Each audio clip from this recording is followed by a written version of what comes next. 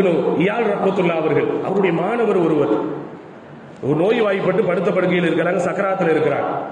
அப்ப ஃபுதைல் இப்னு இயால் ரஹ்மத்துல்லாஹி அவங்க மாணவர் சக்கராத்தில் இருக்கிறார். வந்தாங்க, வந்துட்டு அவங்க தலைமாட்டில் உட்கார்ந்து யாசீன் ஓதுறாங்க இமாம். அந்த மாணவர் சொல்றாரு, யாசீன் ஓதுவதற்கு தகுதி பெற்றவன் நான் அல்ல, இதை கேட்பதற்கு என்னால் முடியவில்லை, எனக்கு என்னமோ செய்கிறது, என்னிடத்தில் யாசீன் ஓதாதீர்கள் உஸ்தாத் அவர்களே. நேரம் சக்கராத்து கூடிக்கொண்டே இருக்கிறது, வேதனை. கலிமா சொல்லிக் கொடுக்கிறார்கள் இமாம் அவர்கள். எனக்கு கலிமா வரவில்லை, கலிமாவை விட்டு நான் புறக்கணிக்கப்பட்டவன், கலிமா என்னுடைய வாயிலெல்லாம் வராது இமாம் அவர்களே, உஸ்தாத் என்னை விட்டு விடுங்கள், யாசீன் ஓதாதீர்கள், கலிமா சொல்லி தராதீர்கள் என்று அந்த மாணவர் சொல்கிறார். அப்படி நேரம் செல்ல செல்ல அவர் வஃபாத்தாகி விடுகிறார். இமாம் அவர்கள் கவலையாக அமர்ந்திருக்கிறார்கள். அமர்ந்து அன்று இரவு உறங்குகிறார்கள். இமாம் ஃபுதைல் இப்னு இயால் ரஹ்மத்துல்லாஹி அவர்கள் கனவிலே அந்த வாலிபர் அந்த மாணவர் கனவிலே தோன்றுகிறார்.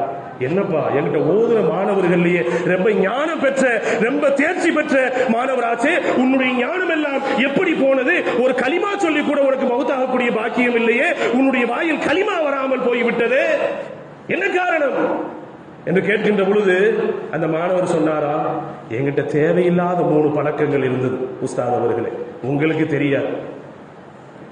என்ன பழக்கம் என்று அந்த வாலிபர் சொல்கிறார். நான் புறம் பேசக்கூடியவனாக இருந்தேன், உங்களுக்கு தெரியாது உஸ்தாதே. உஸ்தாத் உங்கள்கிட்ட நான் ஓதிட்டு இருப்பேன், உஸ்தாத் உங்கள்கிட்ட ஓதிட்டு இருப்பேன், உங்களை விட்டு போயிட்டா உங்களை பத்தி கோல் பேசுவேன். என்ன உஸ்தாதா? கோல் பேசுவேன், புறம் பேசுவேன். உங்களை பத்தி மாணவர்களை நான் நிறைய பேசியிருக்கிறேன், கனவுல சொல்றேன், கோல் புறம் பேசுவேன். இரண்டாவதாக, யாரையாவது பார்த்தா பொறாம குணம் என்கிட்ட அதிகம். ஒருத்தவங்க நல்லா இருந்துட்டா, ஆரோக்கியமாக இருந்துட்டா அவங்கள பார்த்தா பொறாம குணம் என்கிட்ட. இரண்டாவது. மூணாவது, எனக்கு ஒரு நோய் இருந்தது.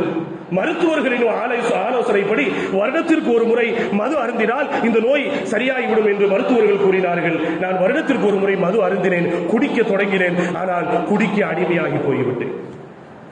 குடிக்க அடிமையானதால் என்னுடைய ஞானம், என்னுடைய கல்வி எல்லாம் என்னை விட்டு போய்விட்டது, நேர்வழி நல்ல சிந்தனைகள் என்பது என்னை விட்டு போய்விட்டது என்று உஸ்தாதிடத்திலே கனவில் வந்து அந்த வாலிபர்கள் கூறுகிறார். என்றால் குடி என்பது எவ்வளவு மோசமானதாக இருக்கு, சர்வசாதாரணமாக கருதி கொண்டிருக்கின்றார். ஒரு முறை மது அருந்தினால், ஒரு முறை குடித்தால் 40 நாட்கள் சாலிகான நல்ல அமல்கள் ஏற்றுக்கொள்ளப்படாது. ஹதீஸ்களிலே நாம் பார்க்கிறோம்.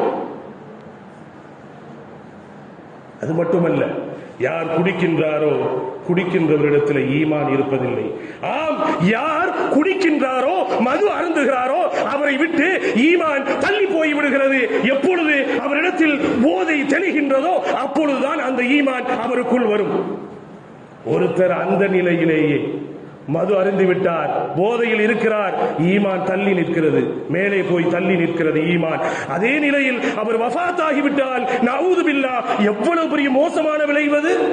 ஈமான் அல்லாதவராக அவர் வஃபாத்தாகி விடுகிறார். எவ்வளவு பெரிய மோசமான.